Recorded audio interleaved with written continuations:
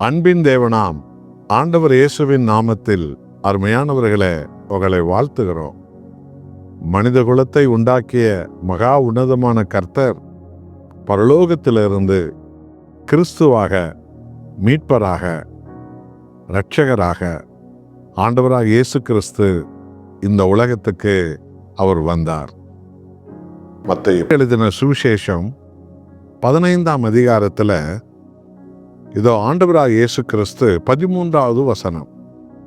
இங்கே இந்த உலகில் உள்ள பொய்யான மதங்கள், பொய்யான மார்க்கங்கள், பொய்யான வழிபாடுகள், பாதாள பேய்களால் உருவாக்கப்பட்ட பலவிதமான மாய்மாலமான சாத்தானுக்குரிய சகல மனித கொலை பாதகம் செய்யும் பொய் மதங்களை குறித்து இந்த இடத்துல ஆண்டவர் இயேசு ஒரு அற்புதமான செய்தி சொல்லியிருப்பதை இன்றைக்கு நீங்கள் காணலாம்.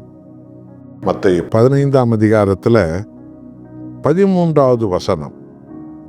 அவர் பிரத்தித்தரமாக, என் பரமபிதா நடாத நாற்றுக்கள் எல்லாம் வேரோடு பிடுங்கப்படும். அல்லேலூயா. சர்வத்தை உண்டாக்கிய தேவனாகிய கர்த்தர் மனித குலம் முழுவதற்கும் ஆண்டவராக இயேசு கிறிஸ்து ஒருவரையே, அந்த உயர்ந்த ஒலிவ மரத்தையே மனித குலத்திற்கு தேவன் காட்டிக்கொண்டே வருகிறார். உலகம் உருவான காலம் முதல் இன்றைய வரைக்கும் கடந்த 2025 ஆண்டுகளாக, அதுக்கு முந்தைய காலங்களிலும் கூட பிசாசு அநேக பொய் மதங்களை, அக்கிரம மதங்களை, விபச்சார மதங்களை, வேசித்தன மார்க்கங்களை, கொலை கொள்ளைகளை கொள்கையாக கொண்ட மதங்களை, மார்க்கங்களை பிசாசு பக்தி என்ற பெயரில், கடவுள் என்ற பெயரில் அவன் உருவாக்கி வைத்தான். ஆண்டவராக இயேசு கிறிஸ்துவோ மனித குலத்தை மீட்க வந்த இரட்சகர். ஜாதி மத இன பேதமின்றி மனித குலத்தை மீட்கும் இரட்சகர். அவர் கிறிஸ்தவர்களுக்கு மாத்திரம் மீட்பர் அல்ல, தேவன் அல்ல, ஆண்டவர் அல்ல, தெய்வம் அல்ல. எரேமியா 32ஆம் அதிகாரம் 27ஆம் வசனத்தில் தேவனாய் கர்த்தர் சொன்னார், இதோ நான் மாம்சமான யாவருக்கும் தேவனாகிய கர்த்தர் என்று சொல்லி. இந்த உலகில் உள்ள எல்லா தேசத்தாருக்கும், எல்லா இனத்தாருக்கும், மனித குலம் முழுவதற்கும் இந்த பைபிள் போதிக்கும் தேவனே தேவன். ஆகவேதான் ஆண்டவராக இயேசு உலகத்தின் பாவங்களை சுமந்தார்.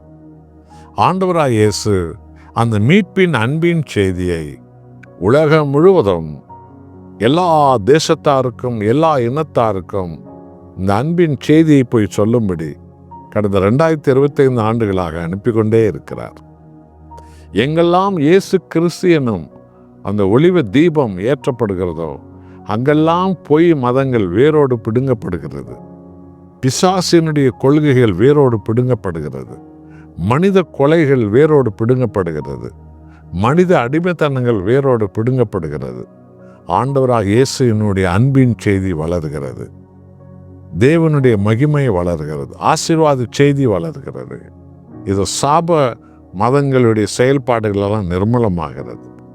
மனிதர்கள் ஒருவருக்கொருவர் சத்துருக்களாக மாற்றக்கூடிய பேய்களுடைய உபதேசங்கள் பூமியில் ஏராளம்.